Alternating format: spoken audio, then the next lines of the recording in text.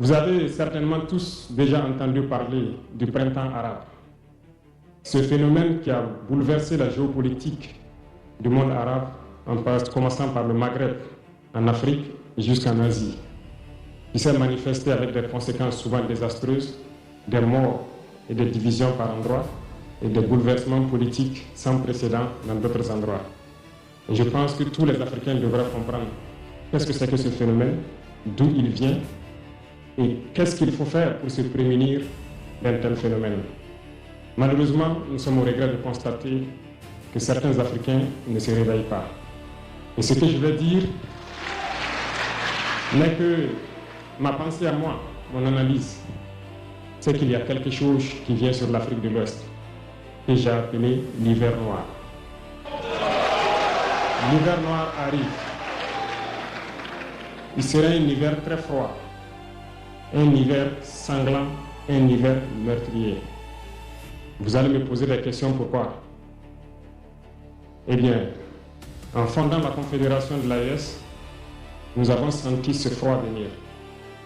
Et tous les jours que Dieu fait, nous nous évertuons à trouver des troncs d'arbres pour allumer un feu qui va réchauffer le cœur des Africains, un feu qui va réchauffer les mentalités et le sang des Africains pour nous unir autour.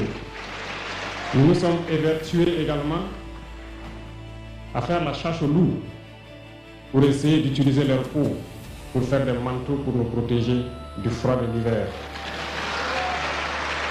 Nous nous sommes évertués à construire des montagnes, de grandes montagnes pour briser le vent de l'hiver qui devrait s'abattre sur nos communautés. Malheureusement, force est de constater que certains Noirs sont là tous les jours à arroser nos troncs d'arbres d'eau fraîche pour qu'ils ne puissent pas brûler. Ils se transforment en loups ou font en sorte que nous, chercheurs de loups, nous ne puissions pas surprendre le loup. Lorsque nous voulons construire nos montagnes, ils brisent les cailloux pour que nous ne puissions pas arriver. Pourtant, l'hiver arrive.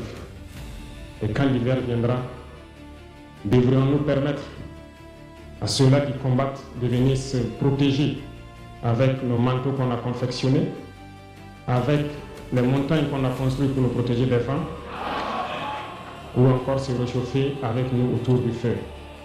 Telle est la question qu'il faut qu'on se pose. Qu'adviendra-t-il donc du panafricanisme quand l'hiver viendra? L'hiver viendra parce que la guerre se transporte en Afrique de l'Ouest. Les impérialistes font tout pour mettre l'Afrique de l'Ouest à feu et à sang. Mais du sommet de l'État jusqu'à certaines populations, soit nous faisons semblant de ne pas voir venir le danger, ou bien nous sommes nous-mêmes complices de ce qui va arriver. Le chaos pourrait s'installer. Je dis bien pourrait s'installer. Beaucoup de gens pourraient mourir. Nous allons nous entretuer d'une manière tellement atroce que pendant ce temps, ils seraient là à piller nos richesses, à imposer leur volonté. Et ceux qui vont survivre de cette tragédie n'auront que deux choix. Soit s'unir pour toujours contre l'impérialisme ou se résumer à être des esclaves jusqu'à disparaître. Il faut donc se prémunir de l'hiver noir qui vient. Nous ne pouvons pas comprendre que les Noirs en Afrique de l'Ouest ici prient Dieu que les terroristes tuent des populations noires. Nous ne pouvons pas comprendre que des chefs d'État lâches se cachent derrière des médias, soi-disant médias, pour décourager, insulter, activer la haine entre les populations. Ces individus qui sont sur leur plateau, qui tous les jours du matin au soir crachent leur venin toxique pour attiser la haine entre les communautés, ils sont généralement très vilains. Avec leur gueule de misérable, ils ne savent faire cela. Regardez-les bien. Ils sont là avec des yeux de drosophiles sauvages. Tous les jours, c'est cracher du venin. Ils cherchent à diviser les communautés. Sur les réseaux sociaux, ils sont là et ils sont nombreux. Pourquoi est-ce que nous, Noirs, cherchons à cultiver la haine entre nous? Et par hypocrisie, on se dit frère. Il faut que nous puissions nous dire la vérité de manière très crue, quitte à ce que ça vexe, on va s'excuser, mais il faut que nous nous réveillons. Pourquoi est-ce que le noir est comme ça? Pourquoi est-ce que nous ne pouvons pas voir le danger venir, nous unir et nous prémunir? Pourquoi est-ce qu'il faut que par nos comportements, nous allions affronter ces dangers qui risquent de nous décimer? Mais d'autres ont fermé les oreilles, ils font semblant de ne pas entendre la politique de l'Autriche. Des peuples se complaisent dans la colonisation.